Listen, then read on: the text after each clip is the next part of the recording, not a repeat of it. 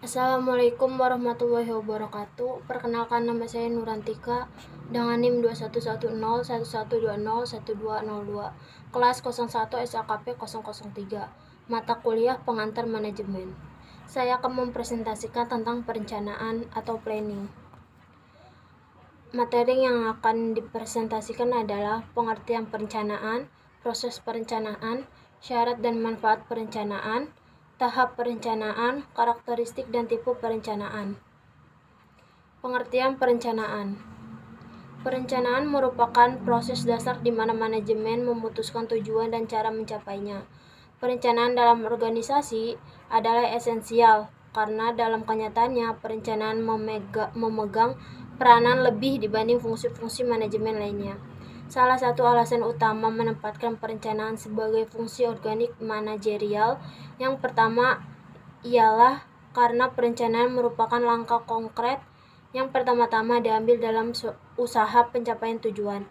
Artinya, perencanaan merupakan usaha konkretisasi langkah-langkah yang harus ditempuh yang dasarnya telah diletakkan dalam strategi organisasi. Perencanaan adalah proses dasar yang digunakan untuk memilih tujuan dan menentukan cakupan pencapaiannya. Merencanakan berarti mengupayakan pengguna sumber daya manusia dan sumber daya lainnya untuk mencapai tujuan. Suatu perencanaan adalah suatu aktivitas integratif yang berusaha memaksimalkan efektivitas seluruhnya dari suatu sistem, sesuai dengan tujuan yang ingin dicapai. Proses perencanaan. Perencanaan sebagai suatu proses cara yang sistematis untuk menjalankan suatu pekerjaan. Dalam perencanaan terkandung suatu aktivitas tertentu yang saling berkaitan untuk mencapai hasil tertentu yang diinginkan. Selain itu, rencana berbentuk konsep dan dokumentasi yang menggambarkan bagaimana tujuan akan dicapai dan bagaimana sumber daya perusahaan akan dialokasikan. Penjadwalan dari proses pencapaian tujuan hingga segala hal yang berkaitan dengan pencapaian tujuan. George R. Terry menyatakan bahwa untuk mengetahui apakah perencanaan itu baik atau tidak, dapat dijawab melalui pertanyaan-pertanyaan dasar mengenai perencanaan 5W plus 1H, yaitu what. Pertanyaan seputar what terkait dengan misalnya apa yang sesungguhnya yang menjadi tujuan perusahaan dan apa yang perlu dilakukan untuk mencapai tujuan tersebut. Why. Pertanyaan seputar why terkait dengan pertanyaan seputar mengapa tujuan tersebut harus dicapai dan mengapa kegiatan yang terumuskan dalam jawaban atas pertanyaan what perlu dilakukan untuk mencapai tujuan tersebut. Where. Pertanyaan seputar where adalah mengenai di mana kegiatan tersebut akan dilaksanakan. When. Pertanyaan seputar when adalah kapan kegiatan tersebut akan dilaksanakan dan kapan kegiatan tersebut harus dimulai dan diakhiri.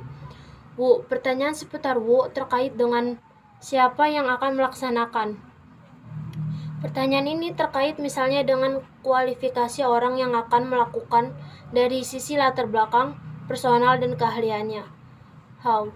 Pertanyaan seputar how terkait dengan bagaimana cara yang harus dilakukan untuk melakukan kegiatan tersebut. Syarat dan manfaat perencanaan.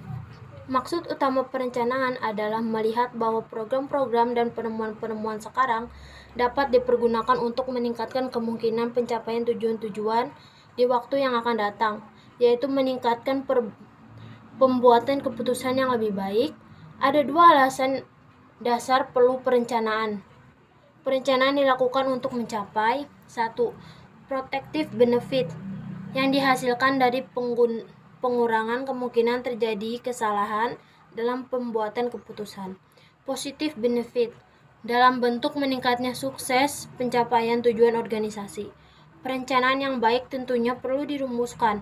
Perencanaan yang baik paling tidak memiliki berbagai syarat yang harus dipenuhi, yaitu faktual atau realistis. Apa yang dirumuskan oleh perusahaan sesuai dengan fakta dan wajar untuk dicapai dalam kondisi tertentu yang dihadapi perusahaan.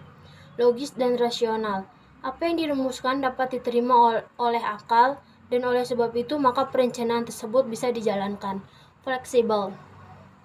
Perencanaan yang baik juga berarti kaku dan kurang fleksibel, namun diharapkan tetap dapat beradaptasi dengan perubahan di masa yang akan datang.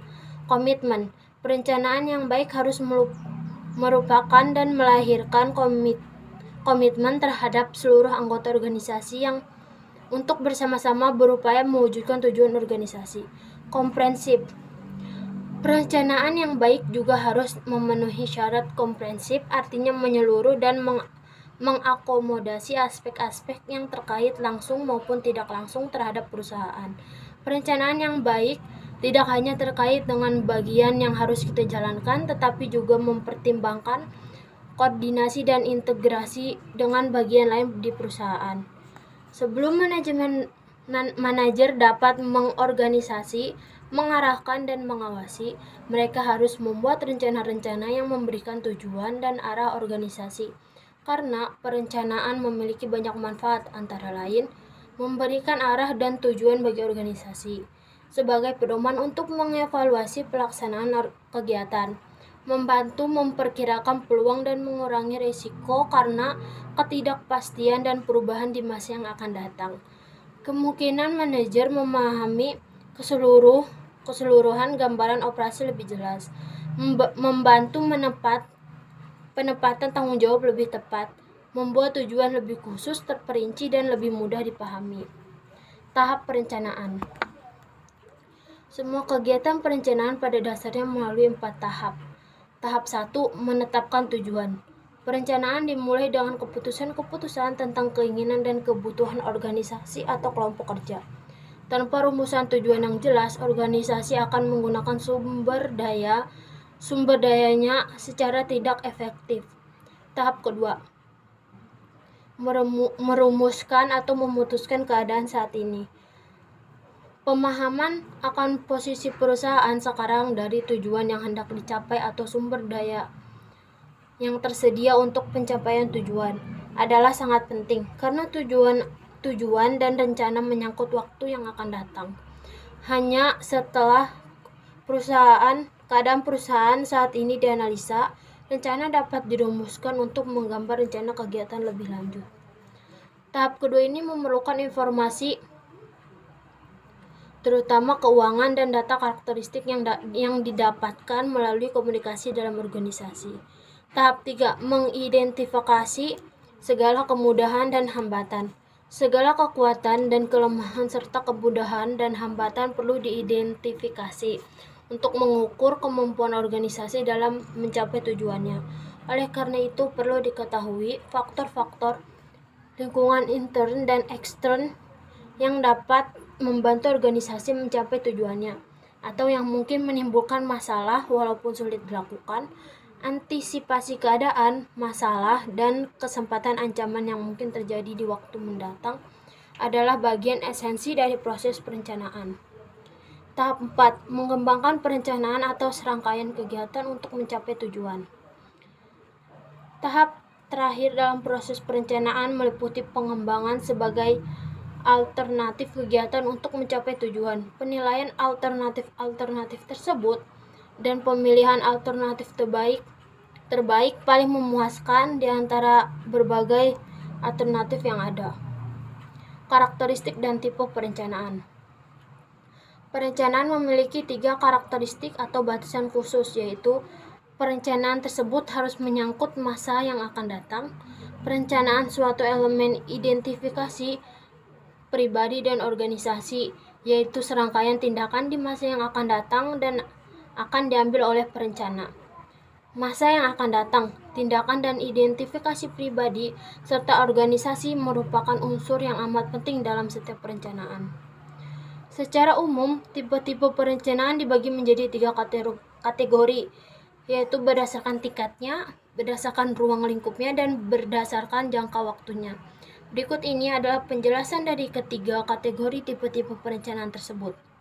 Berdasarkan tingkatnya, materi plan atau rencana induk adalah perencanaan yang berfokus pada kebijakan organisasi yang di dalamnya ada tujuan dalam jangka panjang dan memiliki ruang lingkup yang luas.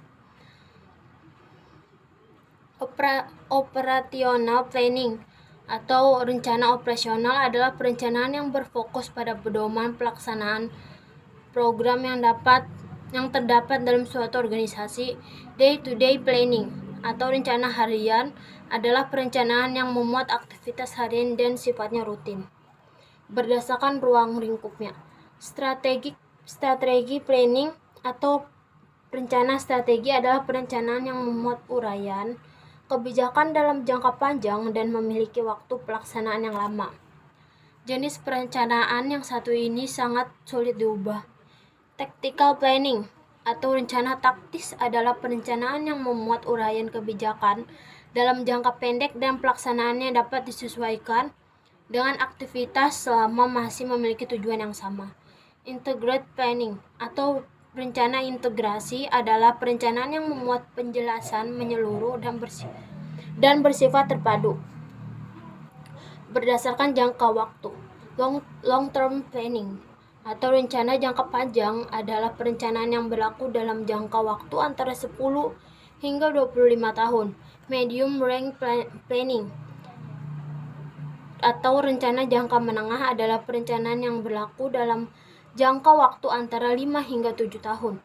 Short range planning. Rencana jangka pendek adalah perencanaan yang berlaku dalam jangka waktu kurang dari 1 tahun.